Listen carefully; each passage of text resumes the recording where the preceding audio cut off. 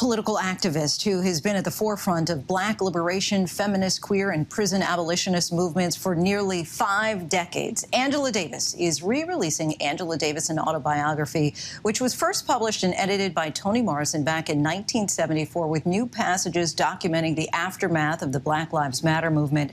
Re-released just today, we take a look back at her transformational and revolutionary work, from growing up in the South, being the only woman, being the only Black woman in college, to her time in the Black Panther Party and being on the FBI's list of most wanted fugitives. Her footprint has paved the way for so many activists transforming movements of their own today. Miss Angela Davis, welcome to the show. Thank you. Thank you very much for inviting me.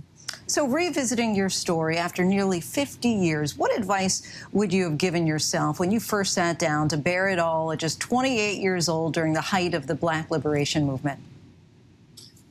Well, there's a great deal of advice I might have given my younger self, but that advice would be based precisely on the history that has since unfolded. I suppose I would say I wouldn't change anything because I learned from my errors. I learned perhaps more from the mistakes that I made than from the things I did correctly the first time around.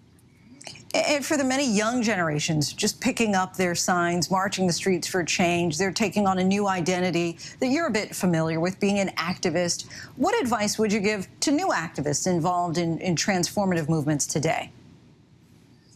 Well, first of all, I am so excited about this new surge of youth activism. And perhaps I would tell them to remember that they're not only attempting to achieve tangible goals, the loosening, for example, of the whole of structural racism on our institutions and our ideas, but I would say to them that you are also forging legacies of struggle that will be taken up by generations following you.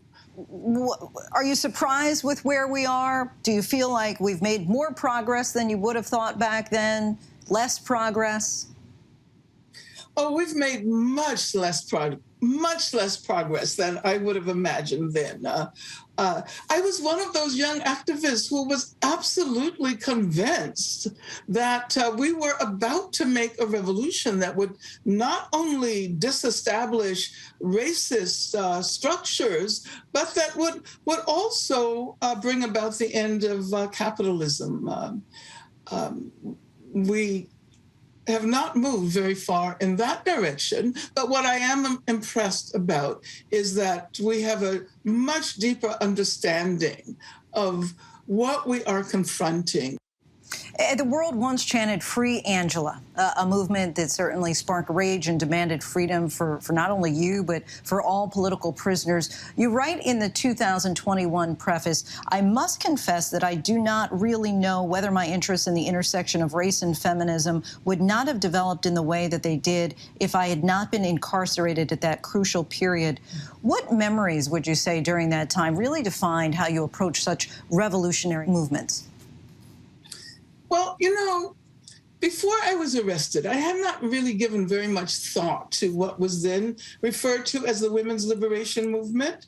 And I would say that I wrongly considered issues raised by the new women's movement as irrelevant to those of us who were struggling for revolutionary change. So I think I had a tendency to see the women's movement as a move toward assimilation. But at the same time, women in the Black movement and in various radical movements at that time, the Latino movement, Native American movements, women were subjected to many forms of what you might call patriarchal erasure. I think today we have a much more intersectional vision of what it means to engage in a struggle for a better world.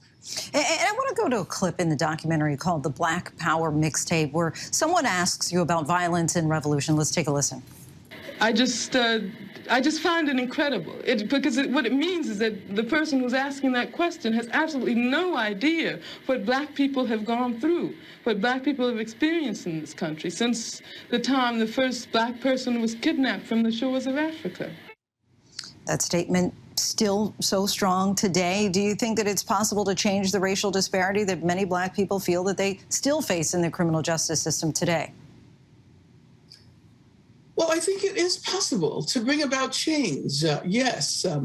But as an abolitionist, I think in order to bring about that change, we're going to have to recognize that the carceral system, the prison system, the police are not the guarantors of security for anyone, and that we will have to look for other modes of guaranteeing safety and security. And so we want to abolish the prison. We want to abolish policing as it stands as one of the most dramatic examples of what we now call structural racism.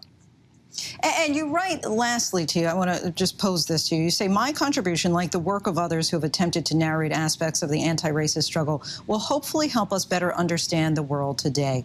Do you think that the world has formed a better understanding of this struggle from when this autobiography was originally published?